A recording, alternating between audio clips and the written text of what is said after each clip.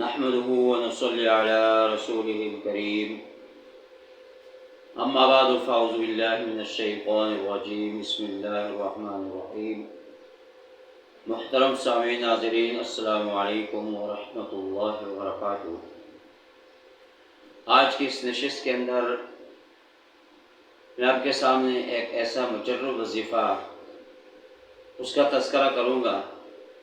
کہ جو انسان اس دنیا کے اندر ذہنی ٹینشن کا مریض ہے، جو انسان ڈپریشن کا مرض میں مبتلا ہے، جو انسان غموں اور پریشانیوں میں مبتلا ہے، تو ان تمام مسائل کا حل اللہ نے قرآن پاک کی اس آیت کے اندر ارشاد فرمایا، الا بذکر اللہ تطمئن القلوب، کہ انسان کو اطمینان قلب جو حاصل ہوگا وہ اللہ کے ذکر سے حاصل ہوگا۔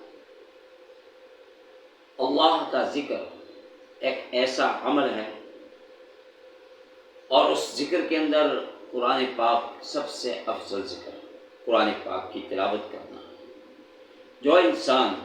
کسی غم میں، پریشانی میں مبتلا ہے، ذہنی ٹینشن کا مریض ہے، ڈپریشن کا مریض ہے، تو اسے چاہیے کہ وہ قرآن پاک کی تلاوت کرے، قرآن پاک کو پڑھنا شروع کرے۔ جیسے ہی وہ قرآن پاک کو پڑھنا شروع کرے گا، آہستہ آہستہ اس انسان کا وہ مرض ختم ہوتا جائے گا، اس کی وہ ٹینشن ختم ہوتی جائے گی، اور اسے اطمینان قلب حاصل ہوگا، ذہنی سکون حاصل ہوگا۔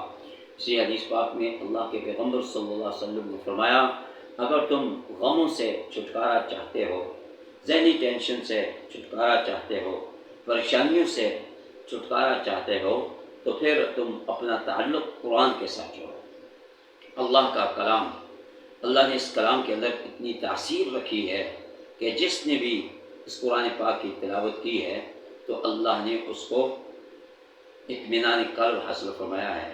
اور اس کی وہ ذہنی ٹینشن دور ہو گئی، پریشانی دور ہو گئی، اور اسے غموں سے نجات مل گئی۔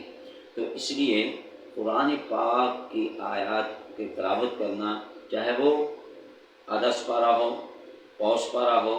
اگر کم از کم ایک رکوع روزانہ اپنا معمول بنا لیں، اس کو ایک وقت مقرر کر کے اس کو پڑھتے رہیں، تو اس طرح اللہ رب العالمین کے اس کلام پاک کے اندر اللہ نے ایسی تاثیر رکھی ہے، اس تاثیر کی وجہ سے اللہ تعالیٰ آپ کے وہ تمام مسائل اور پریشانیوں کو دور فرما دے گا۔ اور دوسری چیز اللہ کا ذکر ہے، کہ قرآن پاک بھی اللہ کا ذکر ہے، اور قرآن پاک کے بعد اور دوسری احادیث مبارکہ کے اندر جو دعائیں آئی ہیں، وہ دعائیں جو حدیث سے پاک سے ثابت ہیں، سنت نبوی سے ثابت ہیں، ان دعاؤں کا، یعنی ان اذکار کا کرنا، صبح اور شام ان کو پڑھتے رہنا، تو ان دعاؤں کی وجہ سے بھی اللہ تعالیٰ اپنے اس بندے کی مصیبت کو دور فرما دیتے ہیں، پریشانیوں کو دور فرما دیتے ہیں، اور اس کی ذہنی ٹینشن کو سکون میں بدل دیتے ہیں۔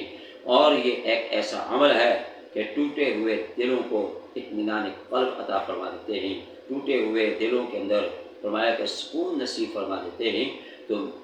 یہ ایسا عمل قرآن پاک کی صورت میں یا ذکر و اذکار کی صورت میں ہے کہ جس نے بھی کیا تو 100% اس کا رزلٹ پایا ہے۔ دعا فرمائیں اللہ رب العالمین ہم سب کو جو کچھ کہا سنا اس پر عمل کرنے کی توفیق عطا فرمائے۔ وآخر دعوانا ان الحمد للہ رب العالمین۔